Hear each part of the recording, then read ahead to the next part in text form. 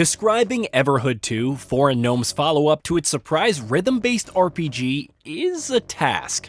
Not quite an enviable task or one that really must be borne, but it exists. Is it something I pursue or just another means of proving my vanity? Is there a higher purpose, perhaps enlightenment waiting at the end?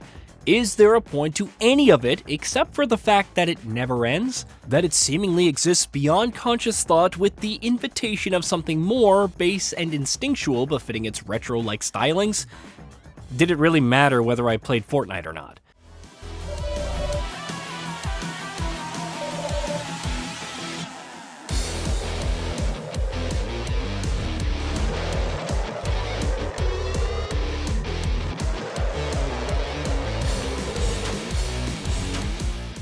In 2021, you controlled Red, a being who ventured through Everhood to retrieve their arm. The bizarre denizens are eventually revealed to be immortals, and Red is the only one capable of killing them, releasing them from their boredom of their unending existence. Or not, if they so choose. That's the simple version of the story, yet it elicited comparisons to Undertale, especially the freedom to kill anyone with New Game Plus, yielding new discoveries and choices. It had a beginning, middle, and end to its overarching plot. Contrary to the name, Everhood could end if you so chose it. Everhood 2 is a different matter entirely. In a nutshell, you're a being, the color of which is seemingly randomly doled out at the start. After running afoul of the core of all the evil in the universe, unlucky I know, you're saved by the mysterious Raven. He reveals that you must become stronger and defeat the dragon. Only then can you begin the process of defeating the evil.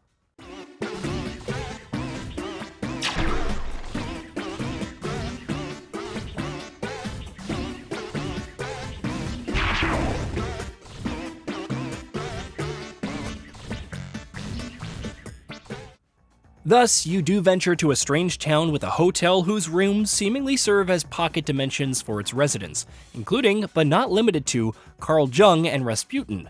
Thus, you learn that you're a light being who can traverse dimensions. Thus, you venture to the start of an alien civilization, freeing them from their chains and defeating their oppressors, including anthropomorphic sharks and tigers.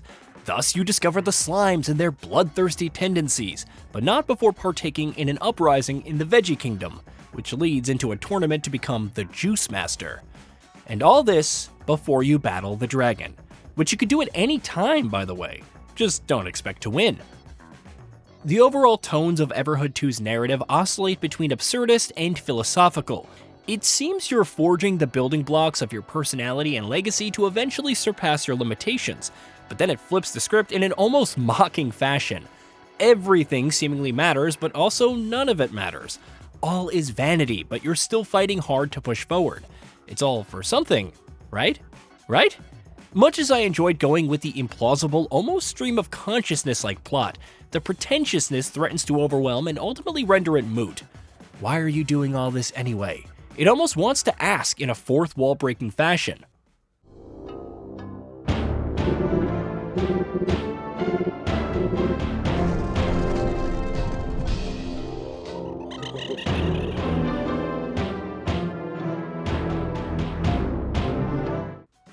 Everhood 2 won't answer that question for you, but like the first game, it will push the limits of your endurance. The rhythm-based gameplay returns, and you're not constrained to simply avoiding different colored notes, depicting attacks, for an extended portion of the game. Instead, you can absorb these notes. Absorbing multiple of the same color results in stronger hits. If you absorb a different color or get hit, the counter resets.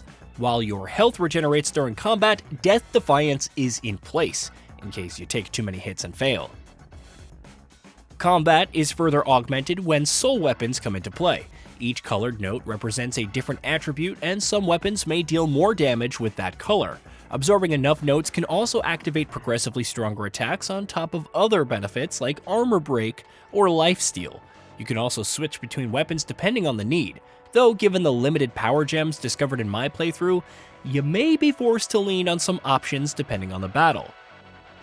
While it all sounds simple enough, later fights will toy with everything. Image clarity, blurriness, depth perception, the paths of notes, contrast, brightness, and visibility, all to defeat you.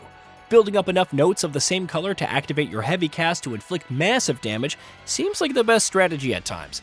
However, you may also choose to absorb other notes as they rapidly assault you in smaller intervals, if only to avoid the damage. With so much hinging on the music, Everhood 2 delivers an eclectic quality of beats. The Dragon's theme will stay with you through repeated attempts or sheer catchiness. Despite having distinct personalities and lines, some enemies possess similar tunes to others with only slight tweaks.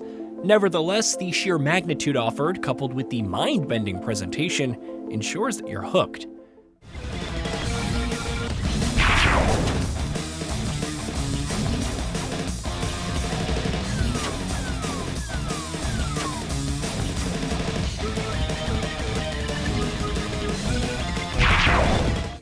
The downside is that it can become a little too much with the reduced visibility, leading to unwanted mistakes and generally taxing my eyes with a sheer amount of flashing. There is a story mode for those who desire less challenge and an image-sensitive accessibility option, but even those who think that they can handle it should be warned. That presentation carries over into the exploration. I wouldn't necessarily classify the game's sprite work and art direction as beautiful, that's not the purpose either way, but it is still appealing. Minimalistic on many occasions and crossing over into other dimensions during others, it goes above and beyond the first game's trippiness. Even if the overworld can appear simplistic regardless of the color palette, the character portraits and models during battles are intricately detailed and lovingly animated. The same goes for the sheer amount of content. A single playthrough with numerous tries depending on the boss took less than 11 hours. However, between an arena with additional challenges, weekly challenges, and the option to rematch against any boss for high scores, there is a lot to do. The fact that there are other decisions to make with potentially differing consequences, rooms to discover, and secrets to uncover is also incredibly enticing, even if I'm unsure about the point. But maybe that is the point. Maybe Everhood 2 is about crossing over between different realms as a visitor and assigning your own meaning, regardless of all the bizarre happenings. Perhaps that's why it doesn't have a fixed subtitle. And while some characters didn't exactly inspire much camaraderie or sympathy, their presence eventually grew on me over time, particularly Sam, Irvine, and Lucy. That there's a toolset for creating custom worlds and sharing them through the Steam Workshop also feeds into the end never being the end, and never being the end, and so on. And I know it's something that will inspire me to return, if only to plunge into its depths and pretend to get it. I don't know if Everhood 2 will ever really let me arrive at any real meaning, but either way, it's a trip you have to experience, if not survive, if only to say you did, for better or worse. Hey, did you know that we at GamingBolt upload new videos every day? Stick around, drop a like, subscribe, and hit that bell, and let us know what kind of content you'd like to see in the future with a comment below.